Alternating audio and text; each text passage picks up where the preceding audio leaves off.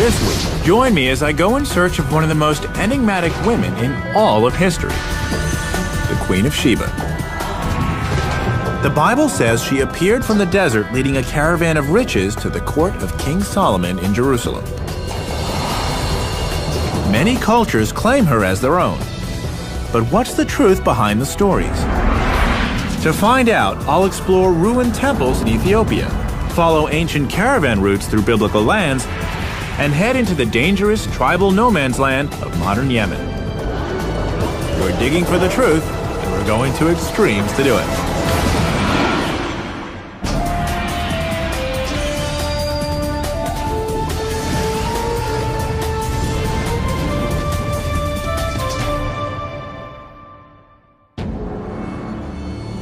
Exotic romance surrounds the legend of the Queen of Sheba. In folktales and scripture, she's described as beautiful and captivating, sophisticated and powerful, and very, very wealthy. Hi, I'm Josh Bernstein. My quest is to determine if the Queen of Sheba really existed, and if so, where she came from. My first stop is the Catholic University of America in Washington, D.C. The library here has one of the greatest collections of religious texts in the United States. Most of what's known about the Queen of Sheba comes from just a few short passages in the Bible, and I'm hoping that one of the scholars here can help me flesh out her story. According to 1 Kings, the queen journeyed to Jerusalem at the head of a long caravan of gold, precious stones, and spices, which she presented as gifts to King Solomon. But what the Bible doesn't say is where the land of Sheba actually was. Dr. Doug Gropp is an expert in Middle Eastern texts, and I've asked him to help me decipher other passages that may offer some interesting clues. Begin with Jeremiah chapter 6, verse 20. The Lord says, Lama zeli levona mishva tavo. What is frankincense to me, which comes from Sheba? Doug tells me that the spice the queen brought to King Solomon was frankincense, an aromatic resin that was one of the most prized goods of the ancient world, more precious than even silver or gold. What makes this clue so useful is that frankincense comes from a very limited geographic area. This means I should be able to trace the trade routes back to the Queen's homeland fairly easily, or so I hope. In the ancient world, it came from South Arabian area and on the other side of the Red Sea and the Horn of Africa. And that's it? That's pretty much it. So Sheba could be that region? Right. Somewhere, okay. Somewhere in that region. Is there any place else in the Bible where we can learn about Sheba? Well, there's a few other places that mention Sheba, but there's also a related term, a term that most scholars think is related that has just a different S sound, Seba. And Doug explains that Sheba sometimes appears with a slightly different spelling and pronunciation. He shows me a passage from the Old Testament book of Isaiah that speaks of a land called Sheba, and more importantly, gives a pretty precise clue about where it may have been. Okay, so Sheba is a region either south of Sudan or in that area, the Horn of Africa area, right? Which again is the Ethiopia area, right? And we have one more. Another passage from Isaiah describes the people I'm looking for, and even gives them a name. And the Sabaeans, who are described as Anshe Midah, men of stature, tall men, tall people. Ethiopians are pretty tall. Yeah, they are.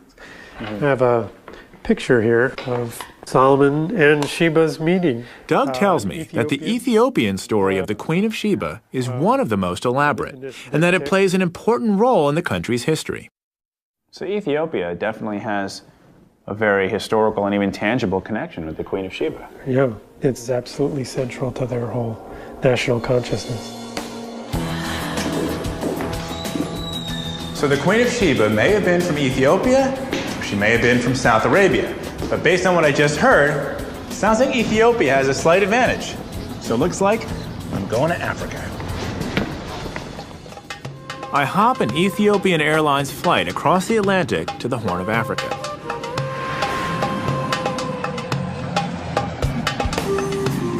I've been to Ethiopia before, looking for the Ark of the Covenant, and I'm really excited to be back.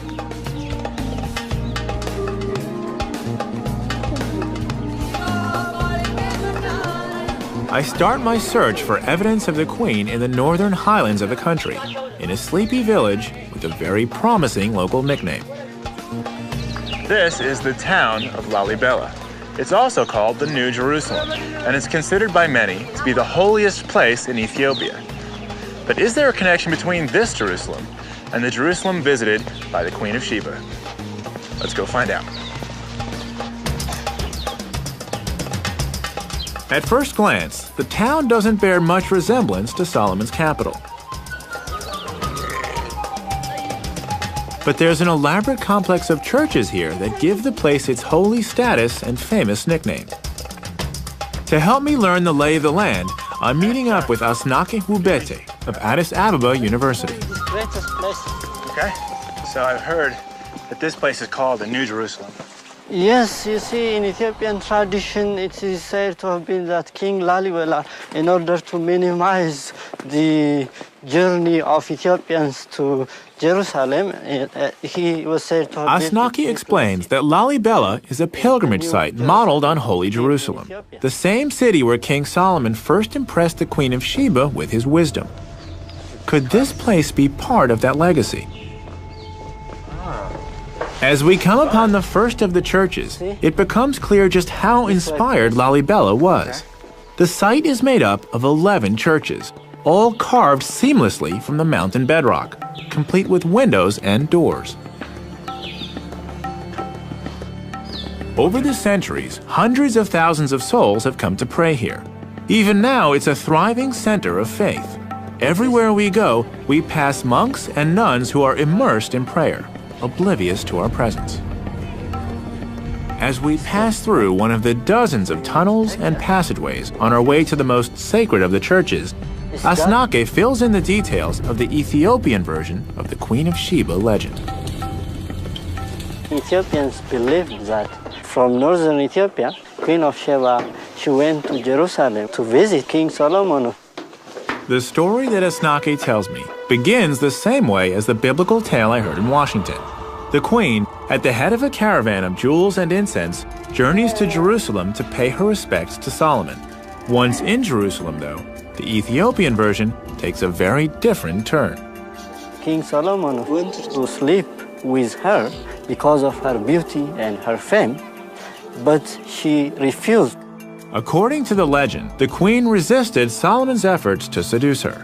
He promised to leave her be, so long as she agreed not to take anything belonging to him. He then set a trap. Solomon served the queen a lavish feast of spicy, salty food, but offered her no water to drink. Forbidden from asking him for anything, she went to bed with her thirst unquenched. Solomon's trap was set. In the dead of night, the queen awoke, desperately thirsty. She searched the palace for water, but the only pitcher had been placed next to the king's bed.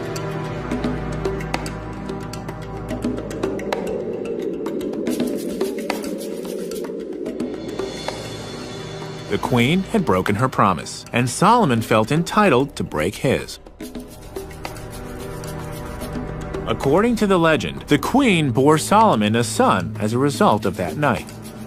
Named Menelik I, he founded the Solomonic dynasty in Ethiopia, a dynasty that lasted 3,000 years and ended only with the death of the Emperor Haile Selassie in 1975. Drawing such a connection is a critical part of Ethiopian history and identity. By tracing their descent to Solomon through the Queen of Sheba, the Ethiopians thus become children of Israel and among God's chosen people. The spiritual importance of this New Jerusalem is even more apparent once we reach our destination, the most dramatic church in all of Lalibela. Carved into the shape of a cross, Bet Georgos, or the House of St. George, was the last of the churches to be constructed. The elegant workmanship and fine detail speak to the extra care that was taken in carving it. As we descend through the winding trench towards the entrance, I can't get over how incredible this place is. What's amazing is that a lot of the stone that they had to remove to make those temples had to go out these narrow corridors. Look at how narrow that is.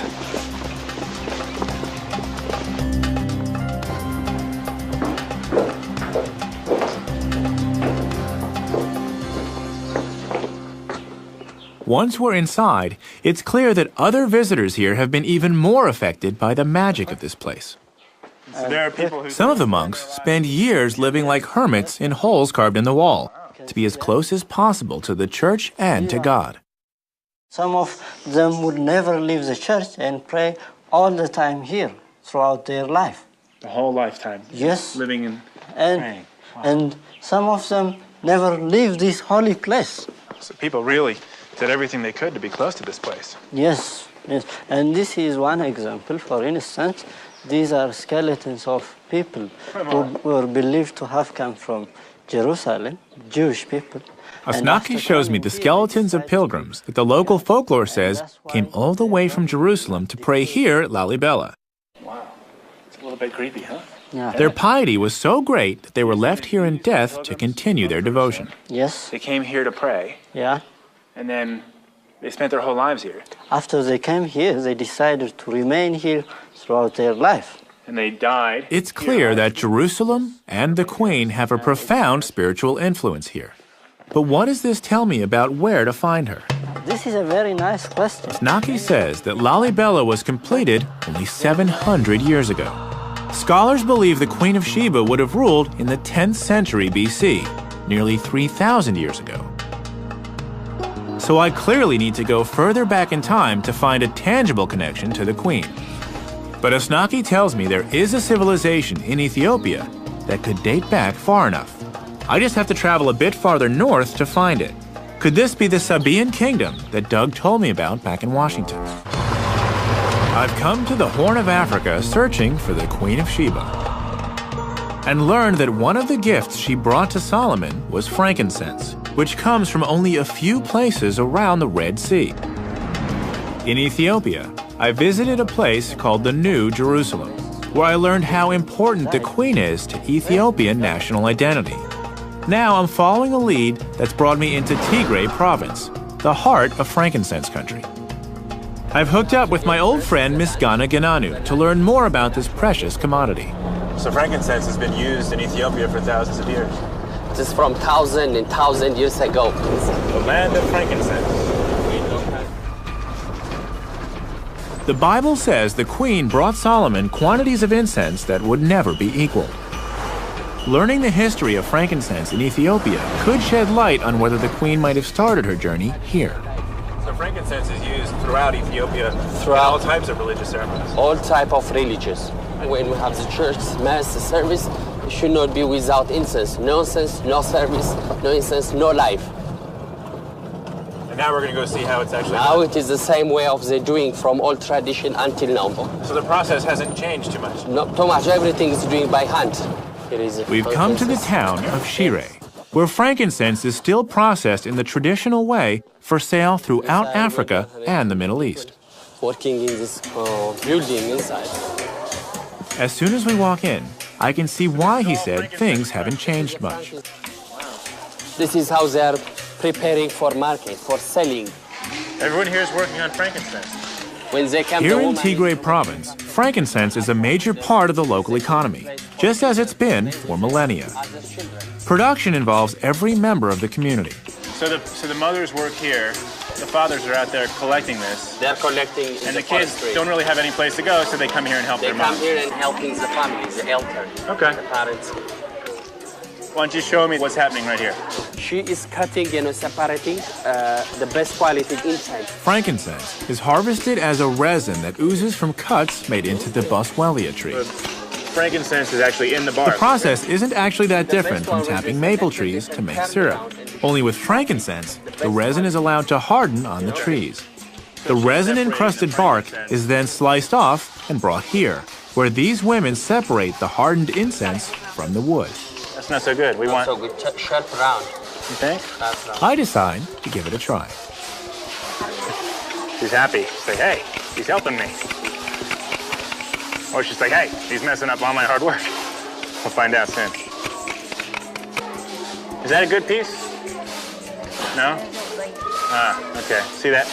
A little speck there? That's got to come off. I want to make it as clean a resin as possible, right? Clean resin? Yes. Clean resin. She's got to have a really good eye for that, you know? What happens next? You can show you now. Okay. Okay. Thank you. Namaste, Alice.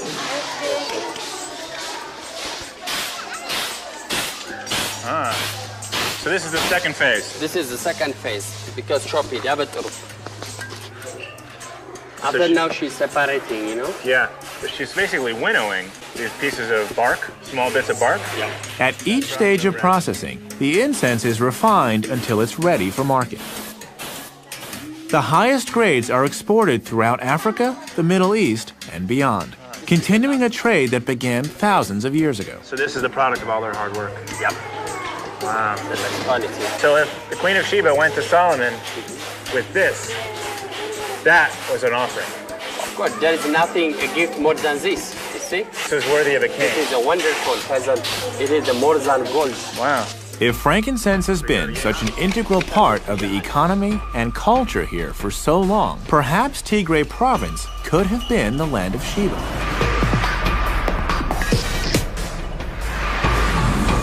We head on to the tiny village of Yeha, just a couple of hours away, to check out a temple.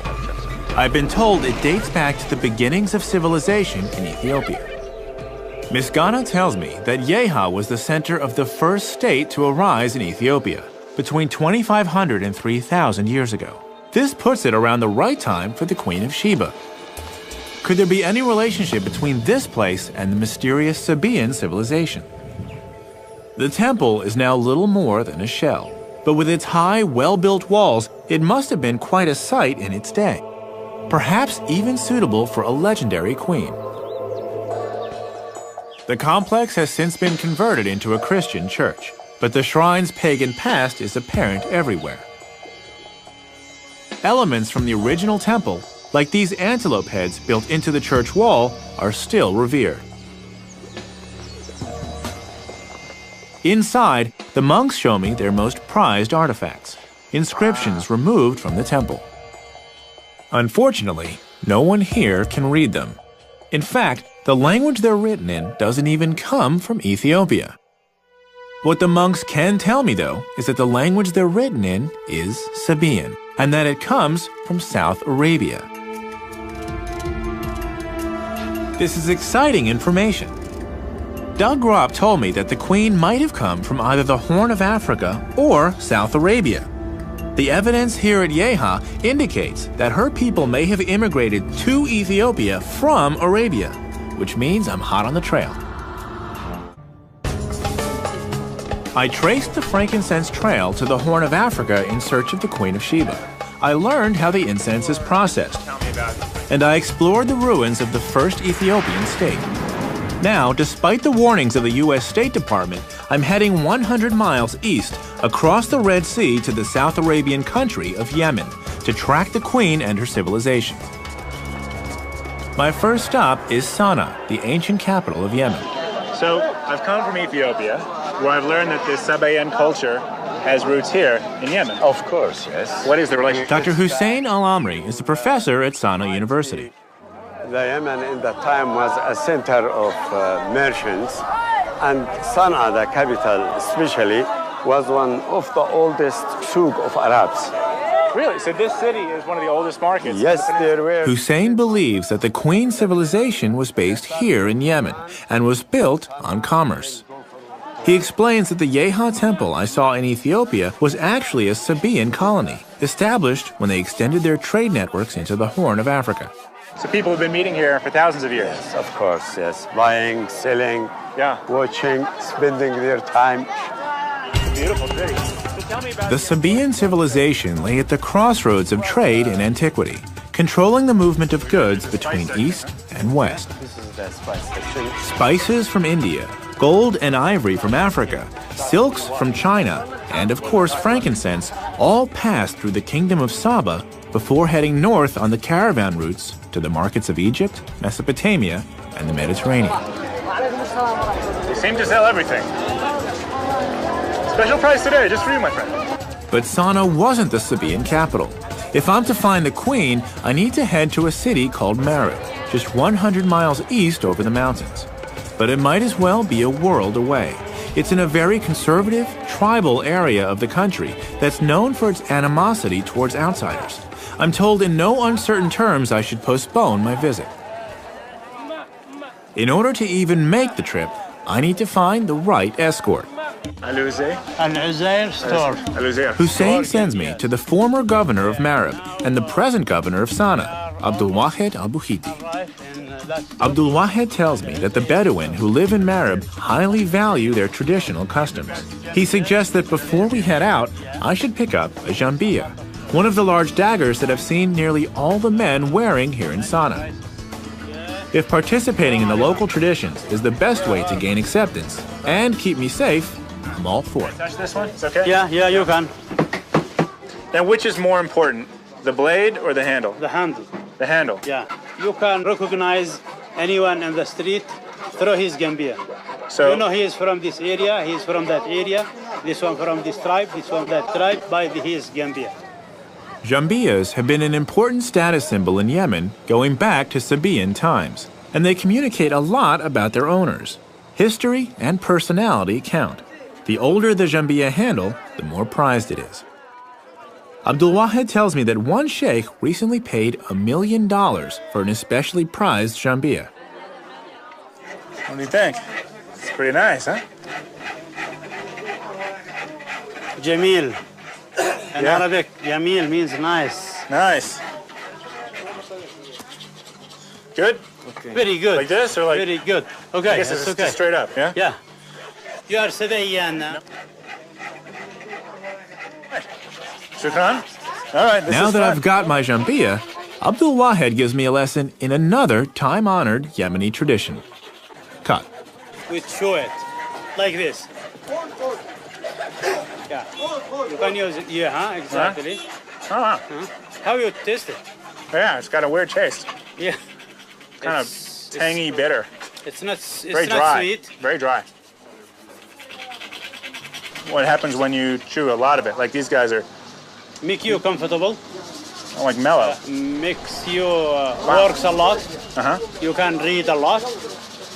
And you can't sleep. Can't sleep. Yeah. Ah, Keep so you up. interesting. Yeah. And this is a tradition where Khat is a natural stimulant, chewed by over 80% of the population each afternoon. It feels like about 6 shots of espresso. okay, You can that eat it. No, I'm good. I'm It's good. yours. What? Okay. He's More. weird. Yeah. What? He's weird and get for you to eat it. It's not enough just to taste it. I have to have more. I've got to sign on for the full experience. He swear and get for you to eat it all. Oh my God. So you can do it like this. Really? Uh-huh. So I wouldn't want to offend him. No, Okay. Nothing will happen. It's Okay. fine. It's fine.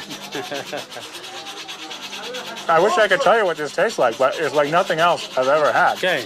It's really bitter. نبتاع لك البياس. Like maybe if you ate a whole bunch of dandelion greens, but wow, Oh. bitter. Okay, How is it? Shukran. I'm gonna wait until I get some sort of effect, and I'll just float away. Okay, now we can pay him. Now that I've had my crash course in Yemeni culture, I'm ready to head into the tribal desert. So I'll settle up with this man here. Okay. I don't know if it's my excitement or the lingering effects of the Khat, but the next morning, as the call to prayer signals dawn, I can't wait to hit the road. Good morning. It's a beautiful day. I've got my jambiya, and now I've got to meet Abdul Wahed. We're going to Marib. Shukran. Yalla.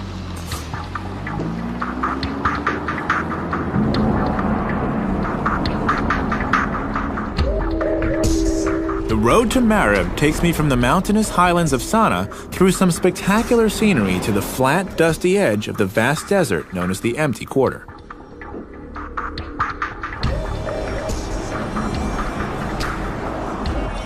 I'm going to meet Abdul Wahed along the route. He's traveled ahead to guarantee my safety in this lawless zone. Over the years, this road has developed a well-earned reputation for highway robbery. Good morning. Some of the tribes have been known to kidnap travelers and hold them for ransom. It's been good. Traveling with Abdul Wahed should make things go smoothly, but even he takes precautions.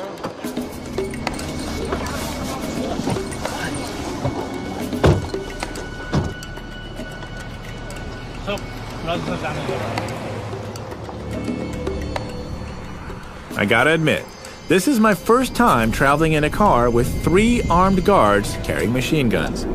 It's a little unsettling. You always travel with guards? Huh? You always travel with guards? With armed guards? Yeah. When you come to Marib, you need to have guards.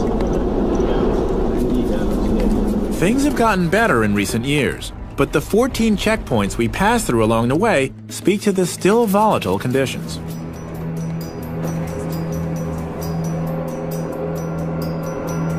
"100 miles later, we arrive safely at the outskirts of the city. Old city, old Marib. As we approach the ancient town, I see buildings rising in the distance. When we get closer, though, it becomes clear that what I see is a city of ruins. Abdul Wahed explains that these buildings date back some 300 years, but that the city's foundations go back nearly 3,000 to the time of the Queen of Sheba. After so many centuries of civilization, it was a modern war in the 1960s that finally left old Marib a crumbling relic, inhabited by only a few lonely squatters.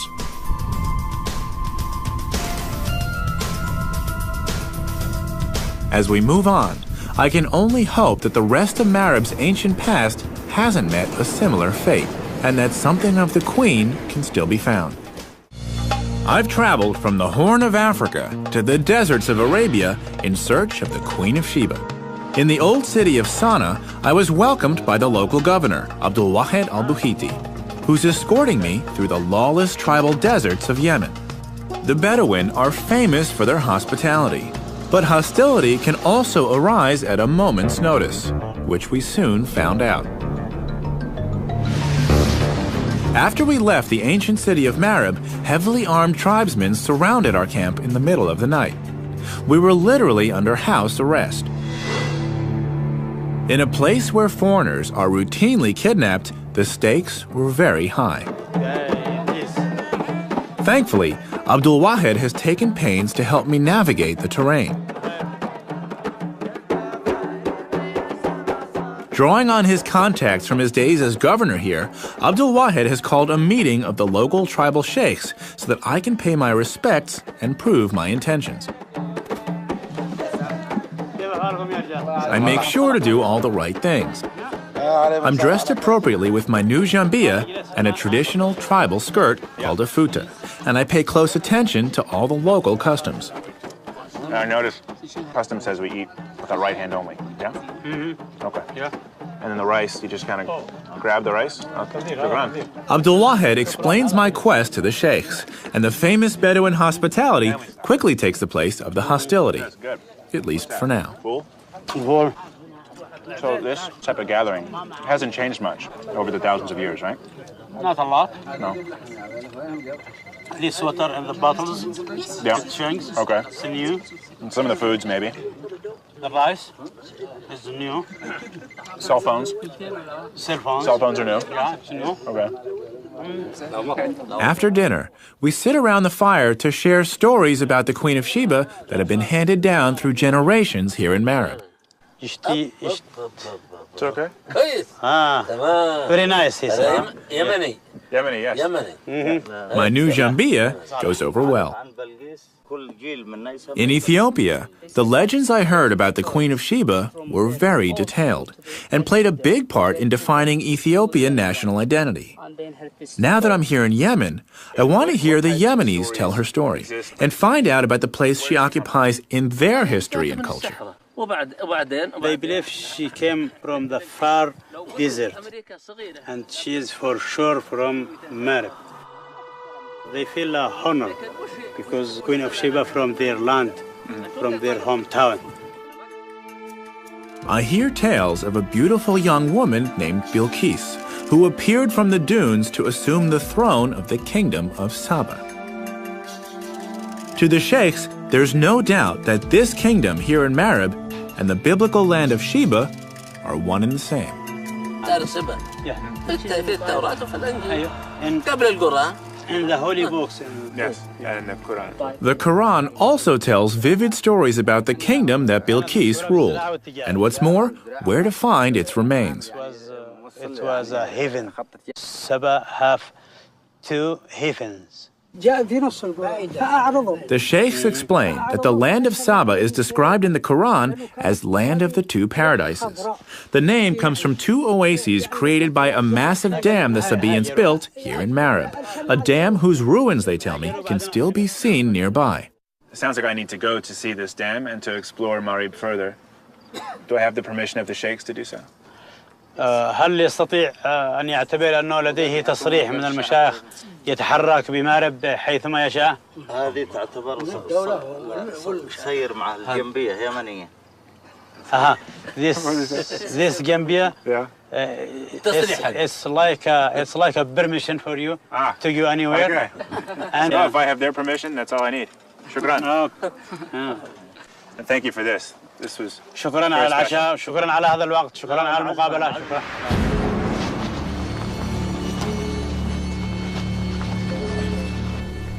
My evening with the sheikhs went over very well.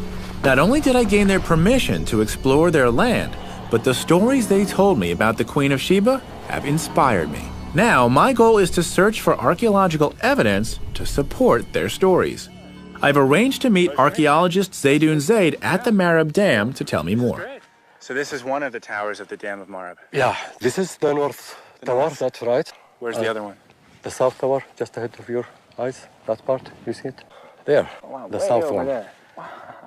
So there was a wall going The between this dam's tower. wall stretched from where we're standing all the way to the south tower, over 2,000 feet away. That made it about twice as wide as the Hoover Dam. The water it controlled was used to irrigate the valley below, supporting an estimated 35 to 50,000 people. This really must have been a lush green valley. Well, as you can see now, it's still green. And you can imagine at that time, it was much more. Yeah. The water which was coming out of here was supporting at the 2 sides of it, something like paradise. 2 at 2 sides of them, one at the right, one at the left. I've heard about this. So this is the left paradise and the right paradise. Exactly, that's it. The dam worked by collecting runoff from the mountains and then channeling the water into sluice gates on either side of the 2 towers. The gates, in turn, led to canals that branched into the valley below, creating the oases that gave Saba the name Land of the 2 Paradises. As Zaydoun and I make our way to the South Tower, I ask him what led to the collapse of this incredible structure and the civilization that built it. There's 2 theories about it. One which will say that the dam was destroyed by a strong earthquake. Zaydoun says that an earthquake may have toppled the dam, or an unusually heavy rainy season could have damaged it beyond repair. Of course, to the other factor. In either case, the march of history also played a part. From land to sea. A shift in trade routes away from their territory had already dramatically weakened the kingdom, and they were unable to recover from the loss of the dam. What I've seen so far supports what I've heard about a flourishing civilization. But what about the queen? It's thought she would have reigned in the 10th century BC. So here we are, Josh. Wow. What I was talking about. Does the archaeological evidence here date back far enough? Well, the construction of the dam went through different phases, and what we are looking, in fact, at the latest of it. Well, Inscriptions on the tower are written in the same Sabaean script I first saw in Ethiopia. Though they date this phase of the dam to the 7th century BC, after the time of the queen, Zaydoun tells me that this is only the latest construction. Its origins go back far earlier. The Sabaeans continually updated and improved their dam over centuries. The Sabaean civilization managed to block this canyon in 1500 BC. So they finished building the dam at that point. But the history of damming using water goes back up to 3200 BC. If this is true, the Sabaean civilization in Marib would have existed at the time the queen made her journey to Jerusalem. In fact, it would have been thriving. All that remains is to find her, and Zaydoun has an answer for that, too. So it would make sense that somewhere in this region is a palace, and perhaps a queen. A queen with a temple. Is that true? Is there some place around here where that exists? Yeah, exactly. The temple of the Queen of Sheba. Right here. Right here. My search for the Queen of Sheba has taken me across the world and thousands of years back in time. In a religious archive, I heard the stories of her journey to Jerusalem to visit King Solomon. In Ethiopia, I learned that frankincense could have provided her with the wealth she was famous for. Here in Yemen, I discovered that she and her civilization appear in the Quran and in the oral traditions of the local people. I've now come to the possible seat of her civilization, a sand-swept temple that bears her name, Mahram Bilqis, the sanctuary of the Queen of Sheba. To learn what it reveals of the Queen, I'm meeting up with another extraordinary woman. Marilyn Phillips Hodgson of the American Foundation for the Study of Man has been excavating here for nearly a decade. It's a pleasure to be here. Before we explore the temple, Marilyn and I must pay our respects to the sheikh who watches over the site. Sheikh Marzouk and his sons keep a close eye on the Mahram Bilqis, the centerpiece of their heritage, and they want to be sure of my intentions. I'm grateful that the sheikh is welcoming me because he's packing a lot of heat. My explorations here in Marib have attracted some attention, and while I have the blessing of the tribes to be here, I still have to tread carefully. After some friendly diplomacy, we're given the go-ahead to explore the temple grounds.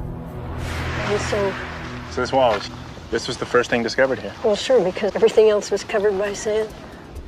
Marilyn tells me that the entire complex encompasses 37 acres, making it the largest ancient temple in the entire Arabian Peninsula. But only a small percentage of it has actually been excavated. Working here is a never-ending battle against the blowing sands, which rebury much of the site between digging seasons. I ask Marilyn how she came to work in such a forbidding place. I came here because I wanted to fulfill my brother's unfinished dreams, but now it's my passion. The Mahram Bilqis was first excavated by Marilyn's brother, Wendell Phillips, in the early 1950s. When he began, the site was almost entirely covered in sand. And though his dig lasted only one season, he uncovered a wealth of artifacts. So your brother brings his archaeological team here. They start excavating. What happened? They found many, many exciting, wonderful treasures. One of the greatest is, I happen to have a picture here to show you. Oh, yeah. It's every Yemeni has a picture of it because it's on the 50 rial note. Wow. Wow, so this was such an exciting find that they actually put it on their money. That's right. More than 4 feet high warrior. One of the rulers of this great area. That's impressive. It is. The statue that Wendell Phillips found is considered to be one of the masterpieces of Sabaean art. It depicts a ruler called the Mahdi Karib, complete with a jambia at his waist. This statue from the 6th century BC helped put a face to the Queen's glorious civilization. Unfortunately, Wendell was never able to finish his work. Tribal strife forced him to flee Marib after just 4 months on the site. He didn't want to leave. It was a terrible heartbreak. They left all their cars, all the artifacts, everything remained behind. So after making these world-class discoveries, he has to flee for his life? Yes. So what happens to this site? It filled up with sand, and only the great pillars showed there. And the Awam enclosure, the Great Wall. This space that we're sitting in now, 18 feet above us, was all sand? All sand. Wow. Nearly 50 years passed before Marilyn and her team were able to return to Marib. Since work has resumed, the Foundation has unearthed much more of the site. This is like the Library of Congress, then? Yes. We're joined by the Assistant Site Director, Yemeni archaeologist Abdu Ghalib, who shows me some of their recent discoveries. So anything that had to do with daily life or was important to them, they put on these stones. They built it here. The Mahram Bilqis is literally covered in inscriptions from top to bottom. The elegant South Arabian script that I've seen throughout my journey adorns nearly every surface of the temple. This inscription talking about social, economic, and about the tribes, the names, and what they believe, Abdu tells me that all aspects of daily life were recorded here, from ritual dedications to social and economic histories. But the lower part of the timber for different And the kings. Foundation's team has only scratched the surface. So Below this? below this. Yeah. Below this goes back to the 8th century BC, but it's covered now by sand again. So if you were to dig down, If you dig down, you will go down 15 meters. Like the Great Dam of Marib, the Mahram Bilqis was improved and expanded over successive generations. To date, they have yet to find any inscriptions referring to the Queen of Sheba. But the deeper they dig, the further back in time they go, and thus closer to the time of the Queen. I ask Abdu and Marilyn if what they've found can shed any light on the legends I've heard throughout my journey. This is the main gate of the temple. They take me to a newly discovered area of the temple, where they show me a grand staircase decorated with antelope heads. I've seen these before in Ethiopia. And both cultures claim to have this belief that the Queen of Sheba is from their homeland. Yeah, because the Queen of Sheba is the Queen of Saba. You know, she's a Sabaean queen, and the people who lived in Ethiopia and established the kingdom of Ethiopia are Sabaean people. Wow. So this helps explain the Ethiopians' beliefs that they're descended from the Queen of Sheba. In a way, they are, or at least from her civilization. Why you see the similar decoration and Writing. language, and writing. So that this was the center. I mean, actually, we're standing at the center of the Sabaean civilization. Yes. And if the Queen of Sheba, which sounds like it, if the Queen of Sheba lived here, then her influence would have spread throughout her domain, and that, you said, went into Ethiopia. Exactly. And that's why they believe that she was their queen as well. Yeah, that's right. It is, you know. Marilyn and Abdu have one last thing they want me to see. At the top of the staircase, they bring me to a wall covered in sand and invite me to help them dig. Okay. Abdu explains that they rebury this treasured artifact after each season to protect it from the elements. Look at that. That's a face. As we clear away the sand, I can see why they take so much care. Who found this? Me and Marilyn when we were digging here in 2001. That must have been pretty exciting. Yeah, it was. It was very exciting. Look at here. that. So. Every time you see it, what do you think? It became more beautiful. More beautiful. Yes. You know. This is my favorite discovery, even though it's not as early as the time of the Queen of Sheba. I'm sure that when we do see the statue of the Queen of Sheba, she will be something like this. It's clear that the Mahram Bilqis is an incredible archaeological site. Every season of digging reveals more about the remarkable Sabaean civilization and brings Marilyn and Abdu closer to finding the real Queen of Sheba. She speaks to you. She says, keep digging. Yeah, we'll keep digging.